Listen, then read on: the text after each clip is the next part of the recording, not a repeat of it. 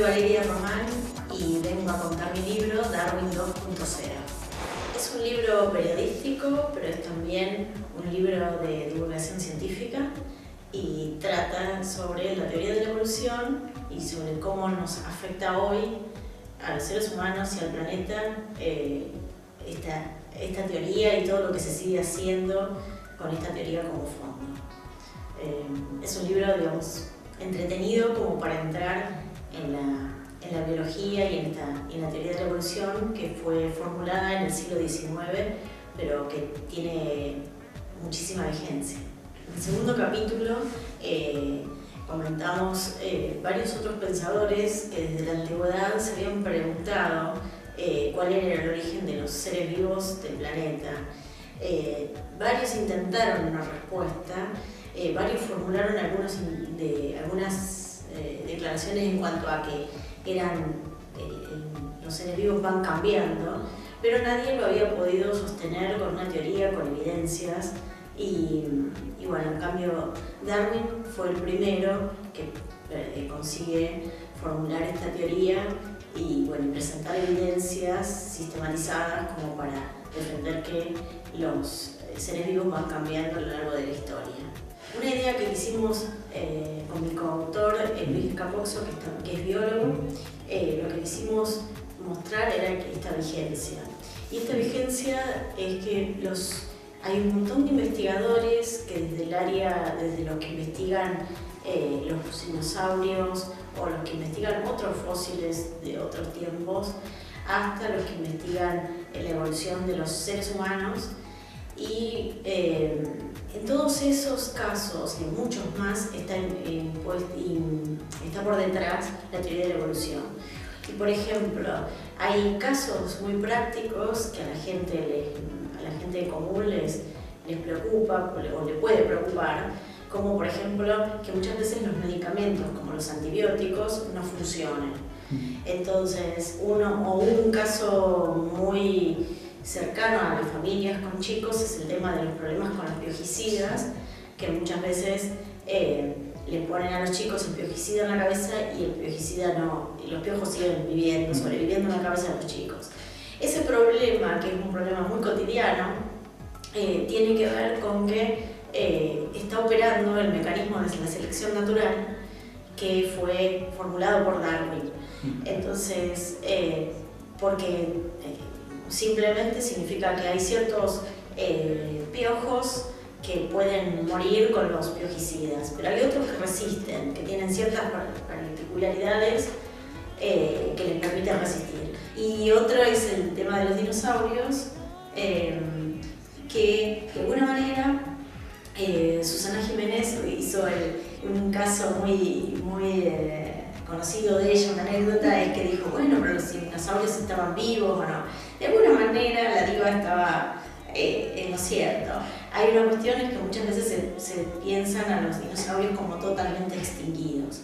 Y la verdad es que no se puede pensar que están totalmente extinguidos porque algunas formas de dinosaurios se extinguieron para siempre, y eso es correcto, pero hay algunas formas que siguieron existiendo y que dejaron sus descendientes y fueron cambiando a lo largo de muchos millones de años, y sus descendientes actuales son las aves. Él llega a la Argentina en 1832 y 1833, está por aquí, y hay algunos científicos que siempre se asoció más a Darwin con las Islas Galápagos, como el lugar que le sirvió para fundamentar y para empezar a formular la teoría de la evolución.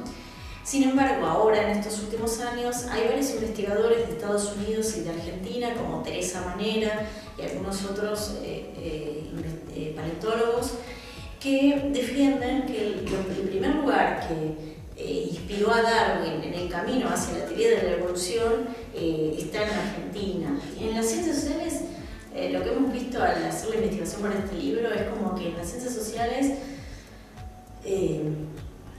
hay varios investigadores o en la economía o en otros que quisieron llevar la teoría de Darwin, que estaba formulada solo para el plano de la biología, a otros aspectos.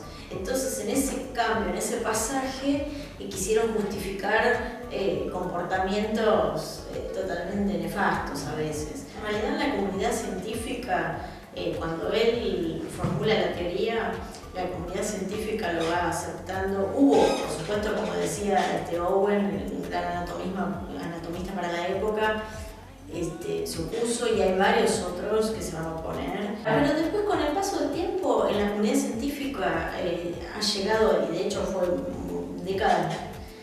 pocas décadas después de que Darwin formulara la teoría, había como un consenso general a favor de su teoría. Y actualmente también lo hay en la comunidad científica. El problema es que hay ciertas posturas religiosas que no lo han aceptado todavía. No ha pasado lo mismo como, no sé, en el caso de la teoría de la relatividad de Einstein, no ha tenido tantos problemas religiosos como los que tuvo Darwin, ¿no? El tema es que hay ciertas posturas religiosas que toman la explicación bíblica de la creación del mundo de una manera literal. Y hay otras que han sabido considerarlo, bueno, es un relato, es un texto, no es algo literal. Los que son dogmáticas, es como que todavía no han podido digerirlo del todo. Incluso hay, ahora en este siglo, es como que hay gran parte de las religiones del mundo oficialmente aceptan la teoría de la evolución.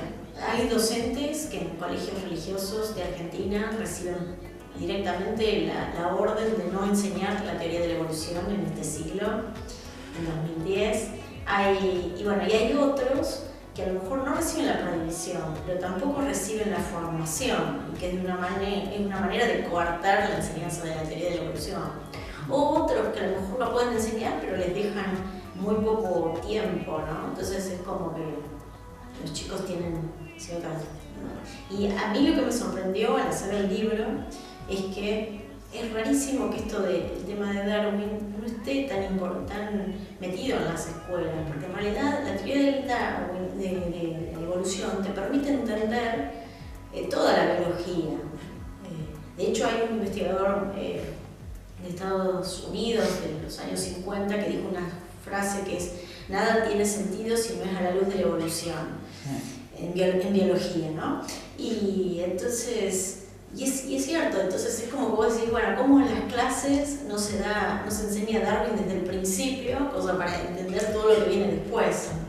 Pues la idea del bulldog de Darwin viene con una idea de que en su época, cuando él estaba vivo, él había decidido no hablar en público ni salir a contrarrestar a todos los otros que estaban hablando mal de su teoría. Pero hubo alguien, Huxley, que era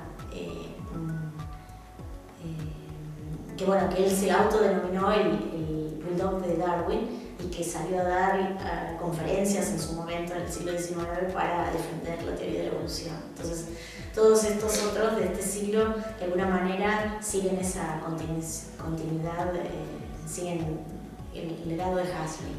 Si incluso la forma de su cabeza está cambiada, dijo el padre al ver a su hijo, Charles Darwin, después de su largo viaje por el mundo.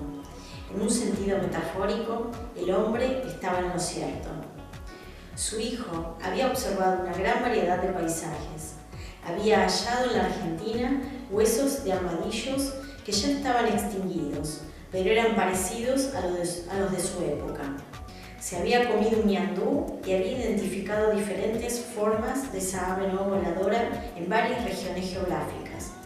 Se había asombrado con los canguros de Australia y con los pinzones, unos pájaros parientes de los canarios en las Islas Galápagos, entre otras experiencias que le dieron vuelta a la cabeza y lo llevaron a formular la teoría de la evolución hace 150 años.